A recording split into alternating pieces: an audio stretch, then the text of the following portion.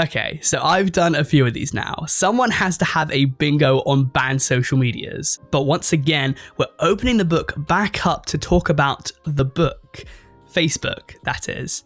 Because since its creation in 2004, the Zuck social media platform has been one of the most frequented areas of the internet. And as online spaces go, it's up there with having perhaps the most history, which is why we have plenty of stories today about its bannings.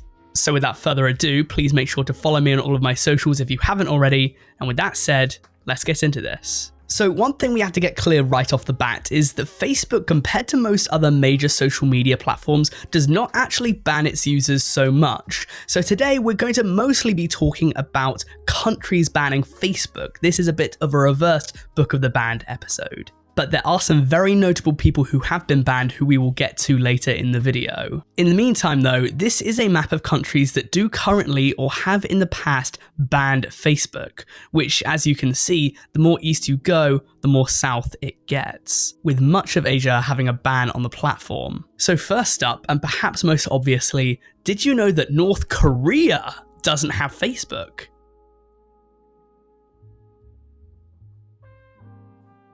Yeah, that one was a real shocker. I bet you didn't know that one was true. Obviously, that was just a bit of sarcasm, but what I personally was shocked to find out was that it was only officially announced that it would be banned in April 2016, meaning that hypothetically, you could have been on it before then, even if I doubt that back in March of 2016, Koreans had complete free reign of Facebook.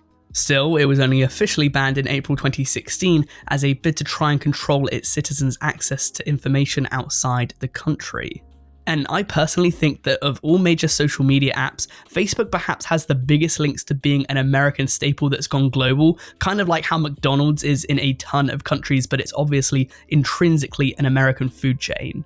Now, it wasn't just Facebook that was banned in North Korea back in 2016, a bunch of social media apps such as Twitter and YouTube were also banned, and apparently adult and sex websites too, in what was one of the biggest restrictions of online content ever seen by a nation. I mean, this could have been expected, right? It is North Korea at the end of the day. If you know anything about the country, you could probably make an educated guess that Facebook would be banned there. So let's move on to a story that you might not know so much about. So we're going to switch things over to Turkey now for our next story, and this one is perhaps the darkest one we have today. And we have to take things back to 2015 because that's when it took place.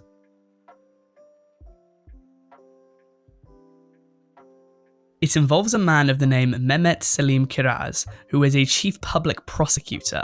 He was extremely experienced in his field, having been appointed to the Istanbul Chief Prosecutor's Office of Officer Crimes a year prior.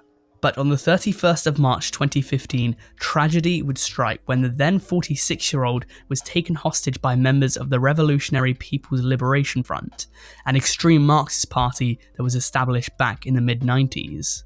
This group is considered a terrorist organisation within Turkey, the United States, the United Kingdom, New Zealand, Japan, and the EU. According to The Independent, they took him hostage in an act of revenge over the death of a teenager during the anti-government protests in 2013 in which he was investigating. So anyways, these men took Kiraz hostage, and during the rescue operation, it said that gunshots were heard within the building that he was being held.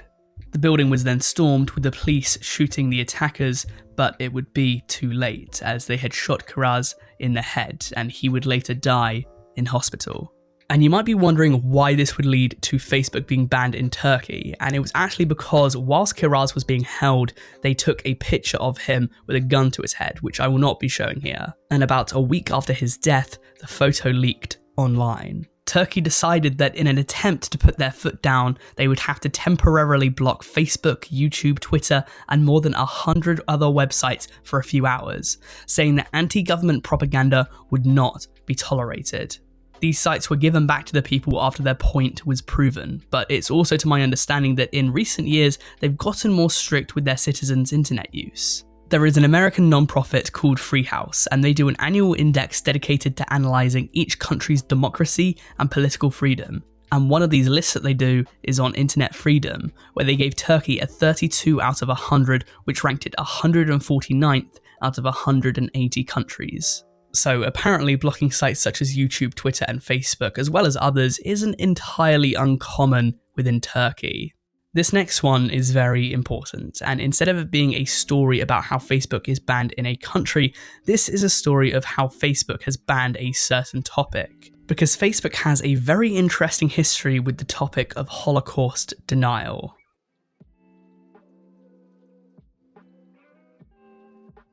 To get to the very bottom of this, we need to go back to 1984. And no, not that 1984. I'm talking about the year that Mark Zuckerberg was born.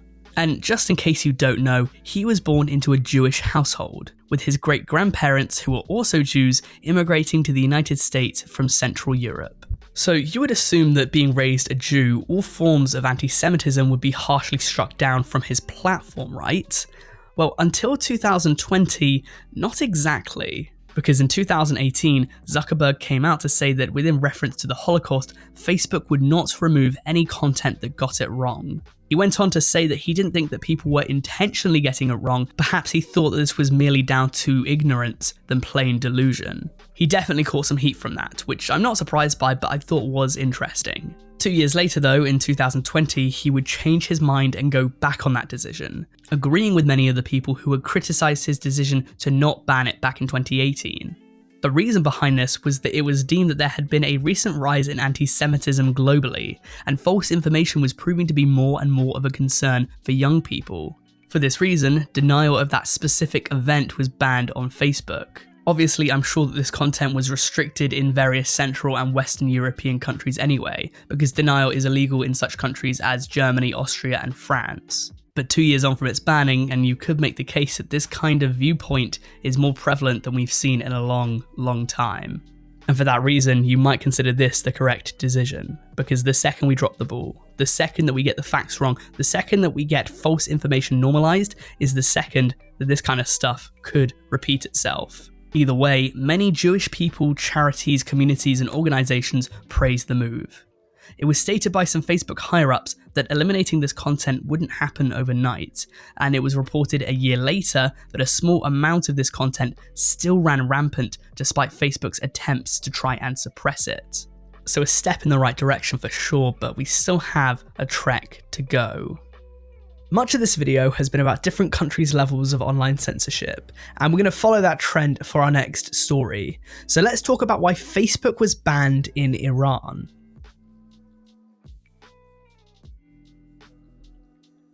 I don't know how much of a surprise it will be to you that Iran has Facebook banned, but when it comes to freedom on the internet, Iran has some of the most strict access in the world.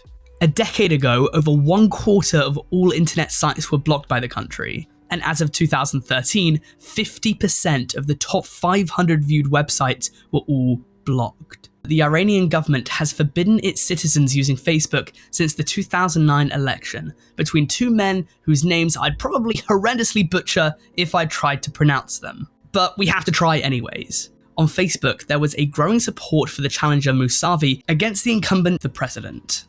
Mousavi's Facebook page had more than 6,000 likes and was only gaining momentum, so it was decided by the government that the plug would be pulled. Access would be restored a few days later, but on June 13th the election results would come in, and it was reported that Mousavi had only received 34% of the vote compared to the president's 62%. Mousavi's supporters went to the streets to protest what they thought was a fraudulent election, and to cut mass communication ties, Facebook was once again blacklisted. It would remain that way for over 4 years, when in September 2013, it was miraculously unbanned. Temporarily, that was, because it would once again be banned soon after, with many people thinking that this was merely a technical glitch. To this very day, it's to my belief that Facebook is still banned in the country of Iran. So this next one is perhaps the most different, the most unique of all of these stories I have today, and I'd be very surprised if you've heard it before. This is the story of Fouad Mourtada.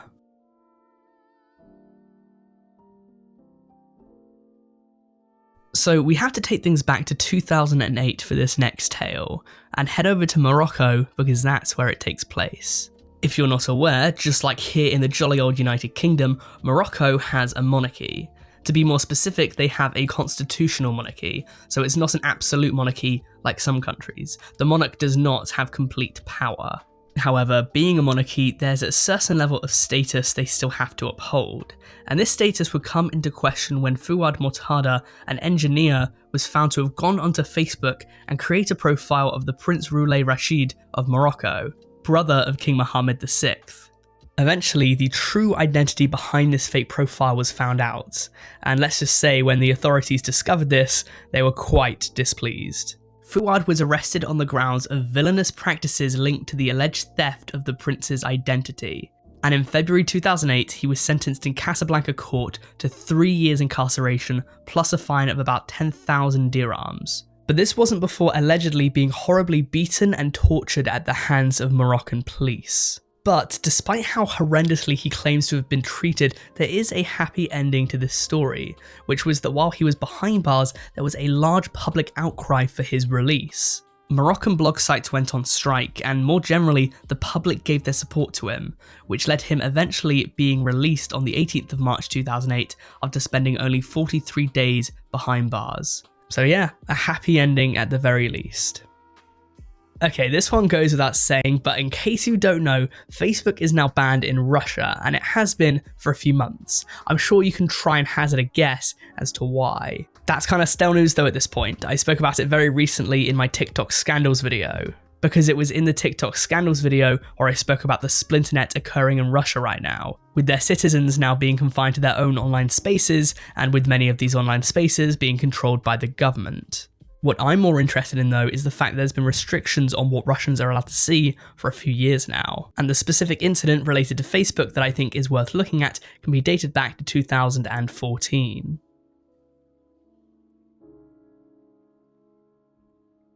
Because this was the year that Russia wanted to crack down on content related to Putin's former arch-nemesis, the one before Zelensky came along. Of course, that arch-rival being Alexei Navalny. You see, back in 2014, he was given a suspended sentence for embezzlement, but this was thought to have potentially been politically motivated as a way to prohibit him from running in any future elections. In the build-up to this trial came a tremendous amount of protesting by his supporters, who obviously weren't happy with the situation, and so they took to the streets, but also to social media to voice their concerns. Due to this, it was reported that Russian users of Facebook were banned from viewing a protest page that was in support for the popular dissident. And just in case you've never heard of Alexei Navalny, let it be known that he has been a giant thorn in the side of the government for many years now, so much to the fact that this Facebook page was liked by 10 million people. He is very, very popular. This wasn't a niche incident or anything. These protests had some severe steam behind them.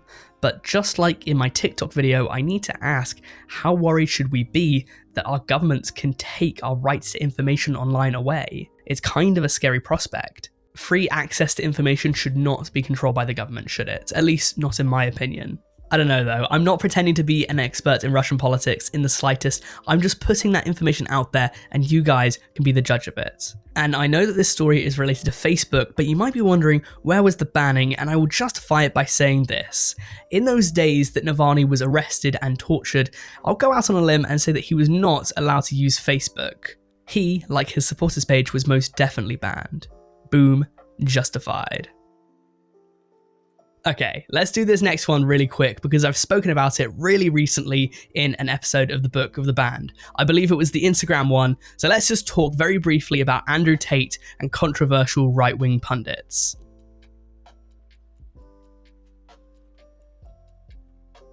So just like Britain First, after deciding the content they were spreading was hateful at the heart, Facebook decided to ban Andrew Tate as well as several other right-wing pundits. Those pundits include huge names such as Milo Yiannopoulos, Paul Joseph Watson, and Alex Jones. I spoke about these stories more in depth in my banned Instagram video, and since the Zuck owns both Facebook and Instagram, it only makes sense that these creators are banned on both platforms. But while Andrew Tate was more of a recent banning, these controversial right-wing pundits were all banned in May 2019 because Facebook decided that their ideologies were potentially harmful. Someone could potentially get targeted or hurt because of what they were spouting online.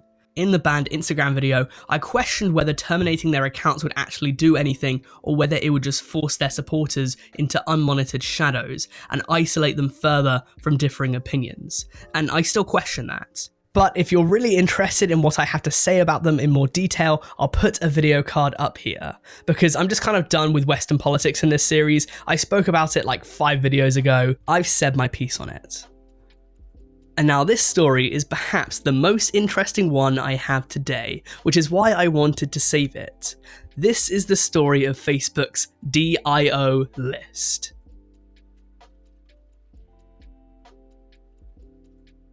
So if you're unaware of this, which I'm sure the bulk of you are, Facebook has a list of people and organisations that it deems highly dangerous. It's called the Dangerous Individuals and Organisations List, or DIO List for short. They split the DIO list into 3 tiers, with tier 1 being absolutely the most problematic. These are people that have been deemed to be at risk of committing serious offline harm. I'm sure we can all imagine the types of people that might fit into that classification. Moving down, tier 2 is classified as violent non-state actors, which was a phrase I'd never come across before, so I decided to look it up on Google. And it seems as though these tend to be criminal organisations, with the biggest difference between tier 2 and tier 1, at least from what I've seen, is that tier 2 tends to focus more on the government, whereas tier 1 might be a danger to civilians. Tier 3 on the other hand is less severe compared to the previous 2, but it's still severe enough to have a ban be warranted.